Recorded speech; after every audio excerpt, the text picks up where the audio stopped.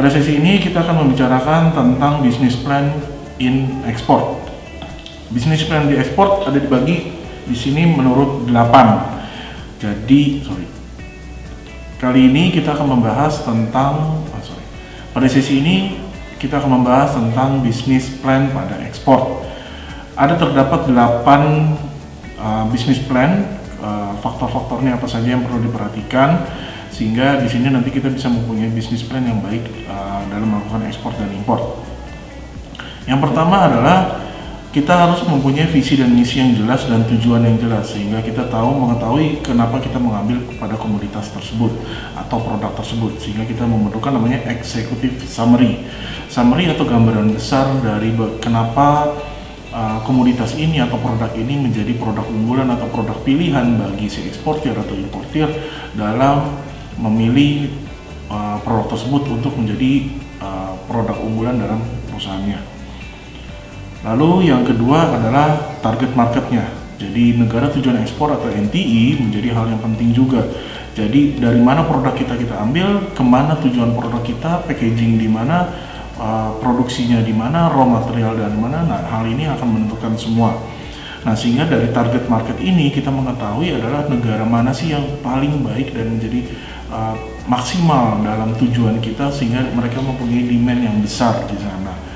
Nah, dalam hal ini makanya kita harus mengetahui tujuannya kenapa produk ini kita mau kirimkan ke negara tersebut, sehingga kita perlu mendapatkan banyak informasi, pertama baik dari demografi, politik, lalu dari komersilnya, budayanya, budgetnya, interestnya, dan lain-lain. Yang ketiga adalah competitors. Kita harus mengetahui competitors apa, strength apa yang mereka miliki, maka kita harus bisa membuat strength weakness-nya dari perusahaan atau kompetitor tersebut, sehingga kita bisa mempelajari celah-celahnya atau gap-gapnya apa saja ketika kita mau masuk ke negara tersebut. Kompetitor menjadi tempat atau draft kita belajar, sehingga kita tidak akan mengulangi kesalahan yang sama yang dilakukan oleh kompetitor, sehingga kita melihat gap apa yang dimiliki sehingga kita bisa masuk dari sana. Maka kita harus juga menentukan competitive advantage dan kenapa kita berbeda dibandingkan yang lain.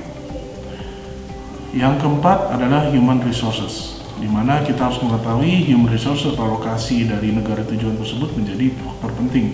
Karena dari segi labor pun atau fixed cost atau variable cost yang kita miliki di negara tujuan tersebut memiliki atau mempunyai harga yang atau cost yang berbeda-beda. Sehingga di sini kita perlu tahu apakah kita memerlukan additional staff untuk menjalankan bisnis kita, lalu siapa yang membayar, bagaimana cara membayarnya, lalu bagaimana cara manajemennya, apakah kita tetap menggunakan dengan sistem dari negara kita atau menggunakan dari negara tujuan tersebut. Lalu kita juga harus melihat experience-nya dan skill apa yang mereka miliki. Yang kelima adalah vendors atau supplies-nya. Sehingga kita tahu untuk require dari outside source-nya untuk project itu apakah mereka bisa beroperasi dengan baik atau tidak. Lalu dari supply itu apakah kita menggunakannya dengan regular basis atau tidak. Artinya ada repetisi, sehingga kalau repetisi ini akan lebih baik ketika kita bisa menggunakan dengan kontrak dan menjadi harganya akan jadi jauh lebih murah karena hitungannya adalah dengan penggunaan wholesaler atau in bulk. Yang berikutnya yang keenam adalah marketing plan. Maka kita harus mengetahui bagaimana planning kita, caranya kita, strateginya kita dalam memarketingin atau dalam meningkatkan value produk kita di negara tujuan tersebut. Lalu yang berikutnya adalah dari segi operasionalnya, bagaimana cara kita beroperasikannya, bagaimana cara kita menjalankan bisnis, bagaimana cara kita membuat sistemnya, SOP-nya, dan yang lain-lain. Dan yang terakhir adalah financial projection. Kita harus mengetahui berapa uang yang kita butuhkan, berapa modal yang kita butuhkan, lalu pada kedepannya break even point-nya akan dimakan waktu berapa lama, dan apakah ada investor yang berani untuk turut serta dalam bisnisnya kita. Maka dalam financial projection ini menjadikan goals atau visi dan misi kita, sehingga kita mengetahui garis tujuannya kita itu di mana.